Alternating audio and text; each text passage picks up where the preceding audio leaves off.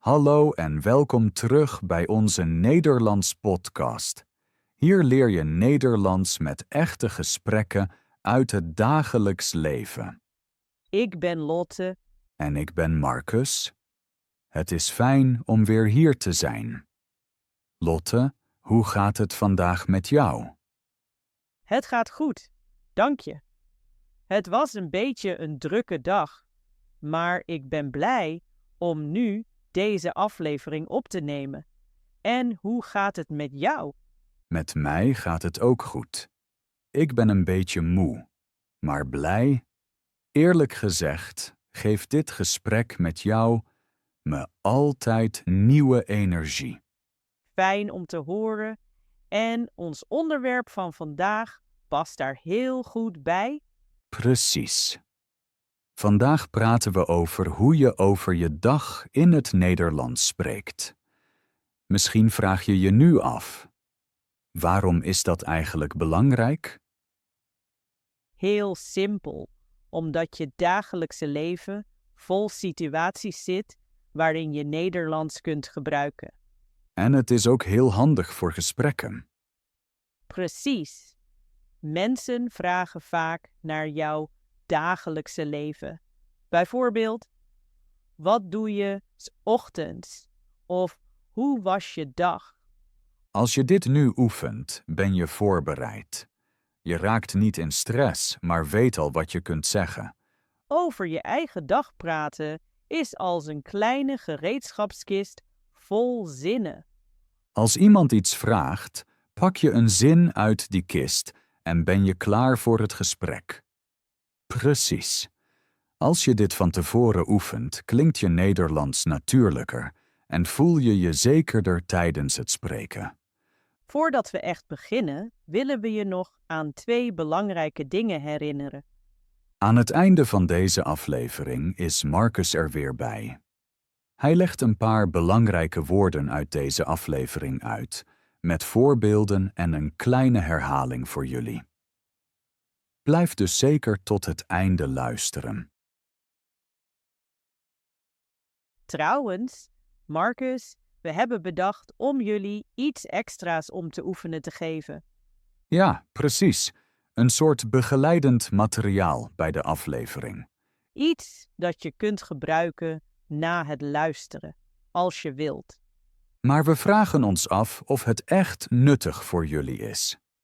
Sommigen leren het liefst alleen door te luisteren. Anderen hebben iets nodig om na te kijken of te herhalen. Mij helpt het vaak om dingen rustig nog eens door te nemen. Mij ook, vooral om te checken wat ik echt begrepen heb.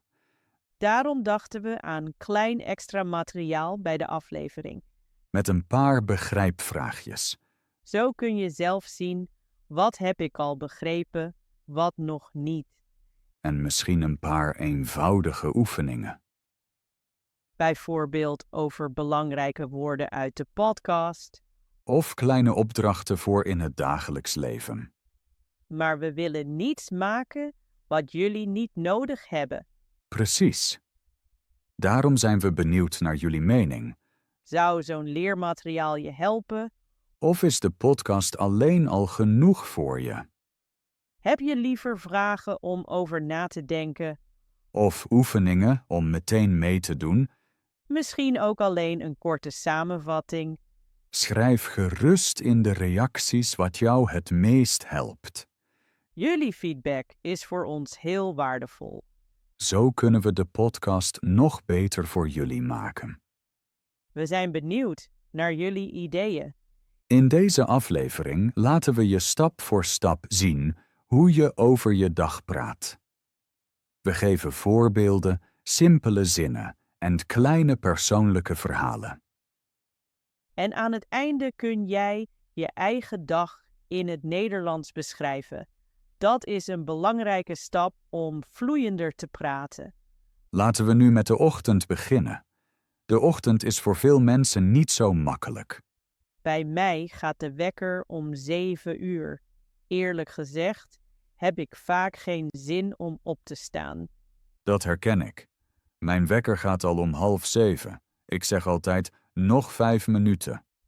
Maar van 5 minuten worden snel 20. Ja, precies zo is het. Maar toch sta ik dan op. Eerst poets ik mijn tanden en was ik mijn gezicht. Daarna ga ik douchen. Het warme water helpt me echt wakker te worden. Oh ja, de douche is voor mij ook heel belangrijk. Het is als een nieuwe start. Na het douchen voel ik me schoon, fris en klaar voor de dag. Daarna ga ik naar de keuken. Het is tijd voor het ontbijt. Meestal eet ik brood met wat boter en jam en soms ook kaas. In het weekend bak ik soms pannenkoeken als ik zin heb. En natuurlijk koffie. Koffie is in de ochtend heel belangrijk voor mij. Mijn ontbijt is wat eenvoudiger. Meestal drink ik alleen thee en eet ik toast. Maar als ik erg honger heb, eet ik ook muesli met melk. Je ziet, dit zijn allemaal dingen die je goed in het Nederlands kunt beschrijven. Ik eet brood. Ik drink koffie. Ik eet eieren. Ik drink thee. Dat zijn heel eenvoudige zinnen, maar als je ze verbindt, vertel je al een klein verhaal over je ochtend. Na het ontbijt maak ik me klaar voor het werk. Ik kleed me aan, controleer mijn tas en kijk nog even door het huis. Licht uit, portemonnee, telefoon, sleutels, alles aanwezig. Dan zeg ik snel doei en ga naar buiten. Bij mij is het vergelijkbaar. Ik kleed me aan, kijk kort in de spiegel en leg mijn spullen klaar. Ik stop mijn laptop, mijn fles water en soms een kleine snack in de tas. En ik check altijd mijn sleutels. Dat klinkt belangrijk. Ja, eens vergat ik mijn sleutels in het huis en sloot ik mezelf buiten. Sindsdien controleer ik altijd mijn sleutels voordat ik wegga. Aan het eind open ik de deur, haal even diep adem en zeg: oké, daar gaan we. Dat is het moment waarop de dag buiten echt begint. En als we toch over onze dag praten, kunnen we jullie ook kort vertellen wat we eigenlijk doen. Ja, een klein geheim over ons. We werken allebei als taaldocent op een school. Precies. Dat betekent dat onze dagelijkse routine veel draait om taal, leren en mensen. We staan elke dag voor klassen of zitten in online lessen en leggen Nederlands uit. En we luisteren heel veel. Onze studenten vertellen wat voor hen moeilijk is. Bijvoorbeeld bij luisteren, spreken of begrijpen in het dagelijks leven. Veel zeggen tegen ons: ik begrijp Nederlands, maar ik begrijp de mensen niet als ze praten. Of in de les gaat het wel, maar buiten is alles anders. Precies deze zinnen horen we bijna elke dag. Daarom denken we veel na over hoe je taal beter kunt uitleggen. Niet met moeilijke grammatica, maar met echte voorbeelden. Uit het dagelijks leven, uit gesprekken, uit situaties die echt gebeuren. Als docenten zien we ook dat leren tijd kost. En dat ieder mens anders leert. Sommigen leren graag met lezen, anderen met luisteren. Velen hebben herhaling en rust nodig. En vooral hebben ze moed nodig. Moed om fouten te maken en toch door te praten. Precies daarom zijn we met deze podcast begonnen.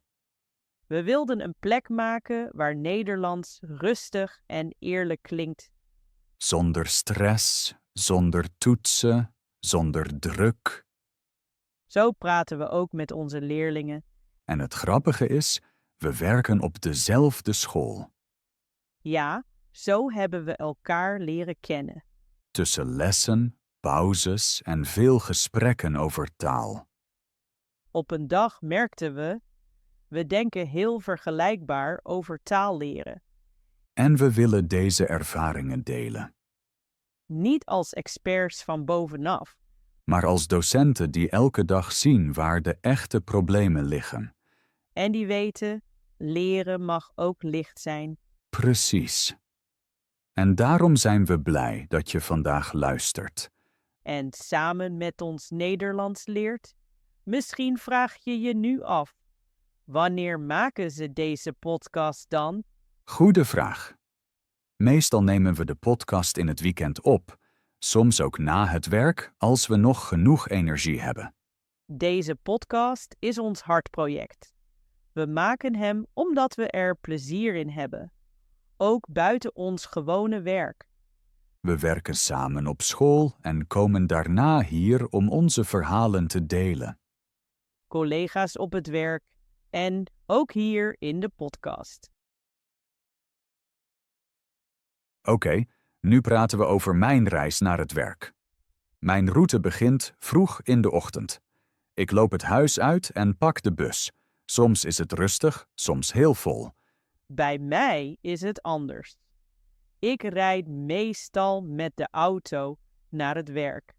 De rit is niet lang, maar vaak stressig.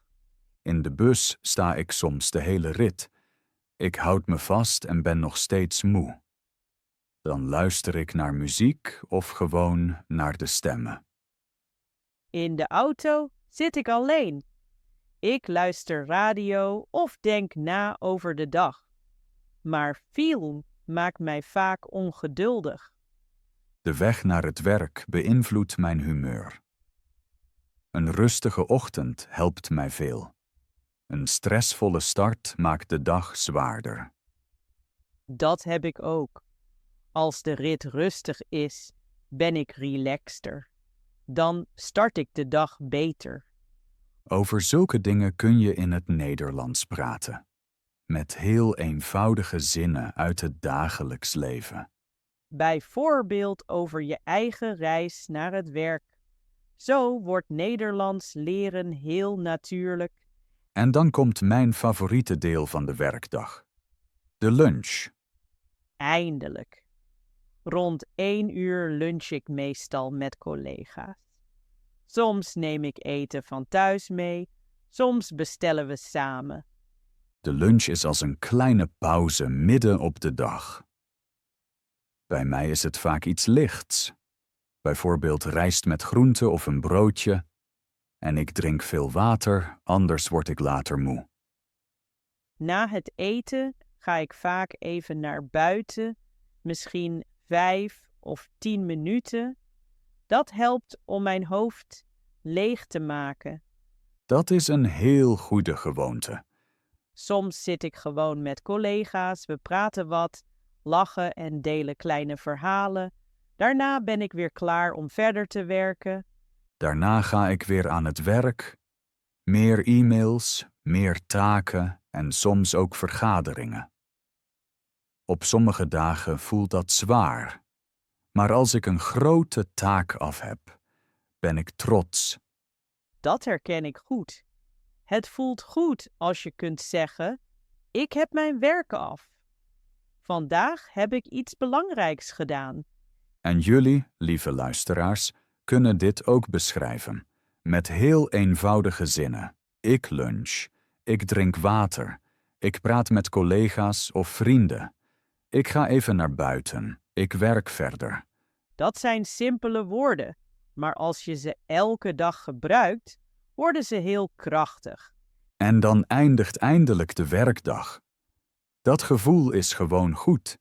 Ik neem afscheid van mijn studenten en denk, yes, het is gelukt. Oh ja, dat moment waarop je opstaat, je rug strekt en je vrij voelt, als een kleine overwinning aan het einde van de dag. Daarna volgt de reis naar huis, mijn tweede rit van de dag. Soms is de bus nog vol, maar ik weet, ik ga naar huis. Bij mij is het vergelijkbaar. De rit met de auto kan vermoeiend zijn, vooral bij verkeer. Maar ik luister muziek en dat helpt mij te ontspannen.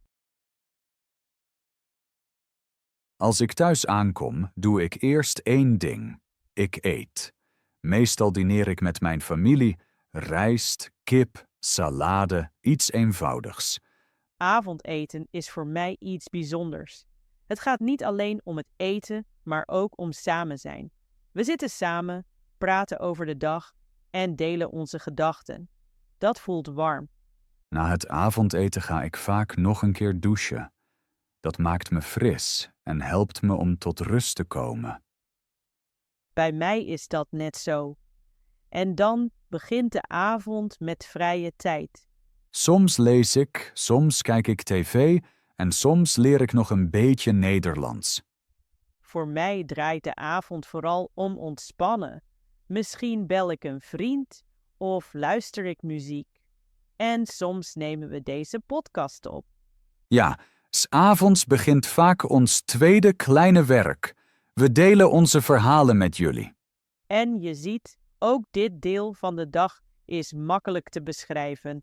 Ik eet avondeten, ik breng tijd door met mijn familie, ik douche, ik kijk tv, ik lees een boek. Alledaags leven, alledaagse taal. Simpele zinnen die je helpen om zekerder en vloeiender Nederlands te spreken.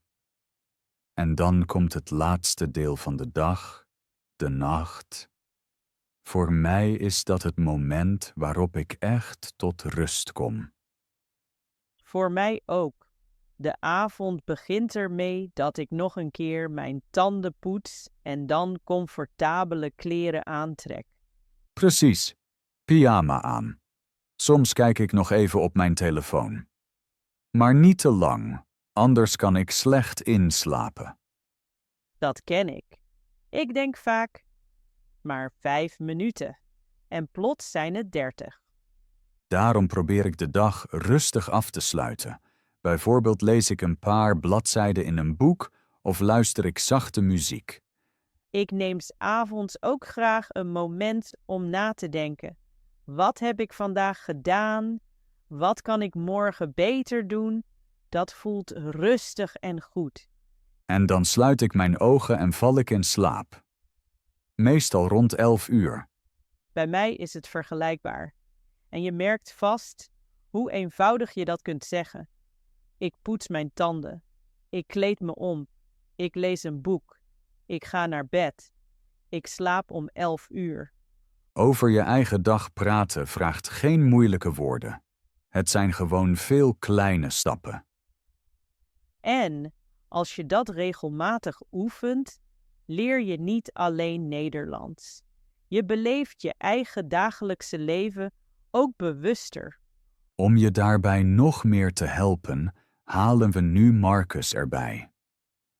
Marcus legt jullie nu een paar belangrijke woorden uit deze aflevering uit.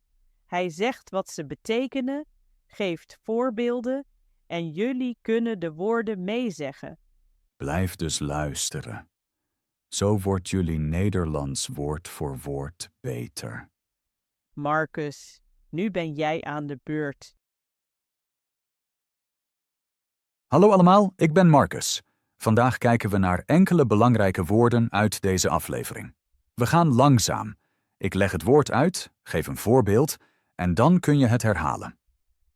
Gênant betekent dat je je ongemakkelijk of beschaamd voelt. Voorbeeld: het was gênant toen ik mijn koffie morste voor iedereen. Gênant. Nog eens, gênant.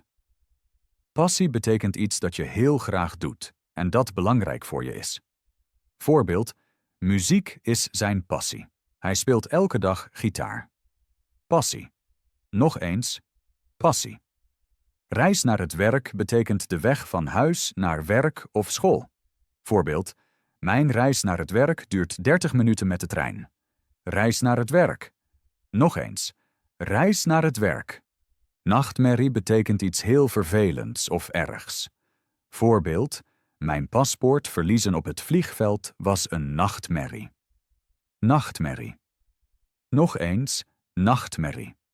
Paradijs betekent een heel mooie, perfecte plek of moment. Voorbeeld: Het eiland was zo mooi, het voelde als een paradijs. Paradijs, nog eens paradijs. Schommelen betekent langzaam van links naar rechts bewegen. Voorbeeld, de bomen schommelen in de wind. Schommelen. Nog eens, schommelen. Handig betekent iets dat eenvoudig is en tijd bespaart. Voorbeeld, online boodschappen doen is handig, omdat ik niet naar de winkel hoef. Handig. Nog eens, handig. Vermoeiend betekent dat iets je erg moe maakt. Voorbeeld, een marathon lopen is heel vermoeiend. Vermoeiend. Nog eens, vermoeiend. Vol betekent dat een plek veel mensen heeft. Voorbeeld, de bus was vol en ik kon niet zitten. Vol. Nog eens, vol. Rustig betekent een gevoel zonder stress. Voorbeeld, het meer was rustig en stil. Rustig. Nog eens, rustig. Heel goed. Probeer deze woorden vandaag in eigen zinnen te gebruiken. Hoe vaker je oefent, hoe zekerder wordt je Nederlands. Heel erg bedankt, Marcus. Dat was echt heel nuttig en goed uitgelegd. Ja, ook dank van mij. En aan jullie, lieve luisteraars. Goed werk vandaag. Jullie hebben vandaag veel gehoord en actief meegedacht. Dat is niet vanzelfsprekend. Jullie hebben geleerd hoe je over je dagelijkse leven praat. Over de ochtend, de reis en kleine momenten. En jullie zagen, daarvoor heb je geen moeilijke woorden nodig. Eenvoudige zinnen zijn vaak genoeg. Bijvoorbeeld, ik sta vroeg op, ik ga naar het werk. Ik ben moe of tevreden. Precies zulke zinnen helpen je om Nederlands in het dagelijks leven te gebruiken. En dat is precies ons doel met deze podcast. Nederlands moet niet alleen een vak zijn, maar een deel van je dag. Daarom nodigen we je nu uit om zelf actief te worden. Schrijf gerust in de reacties en beschrijf jouw dagelijkse routine. Hoe begint jouw dag? Ga je met de bus, de auto of te voet? Hoe voel je je 's ochtends? Rustig, moe of gestrest? Het hoeven geen lange teksten te zijn. 2 of 3 korte zinnen zijn genoeg. Dat is een hele goede oefening voor jouw Nederlands. En je helpt daarmee ook andere leerlingen. Want velen merken dan, ik ben niet alleen met mijn moeilijkheden. Als je deze aflevering leuk vond, laat het ons zien met een like. Zo weten we welke onderwerpen jullie echt helpen. En als je je abonneert, mis je geen nieuwe aflevering. We plannen nog veel gesprekken over dagelijkse dingen, werk en echt leven. In de beschrijving vind je extra oefenmateriaal bij deze aflevering. Daarmee kun je alles nog eens rustig oefenen. Denk eraan, jouw dagelijks leven is de beste plek om Nederlands te leren. Je hoeft niets bijzonders te doen. Gebruik gewoon wat je elke dag meemaakt. Daarmee komen we langzaam bij het einde van deze aflevering. Dank je dat je vandaag met ons Nederlands hebt geleerd. Tot de volgende keer bij onze Nederlands podcast. Dag en tot gauw!